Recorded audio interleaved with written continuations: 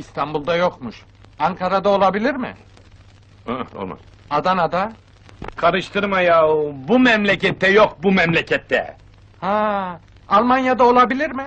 Bırak yahu, dünyada yok! Tükürdüğüne göre yok.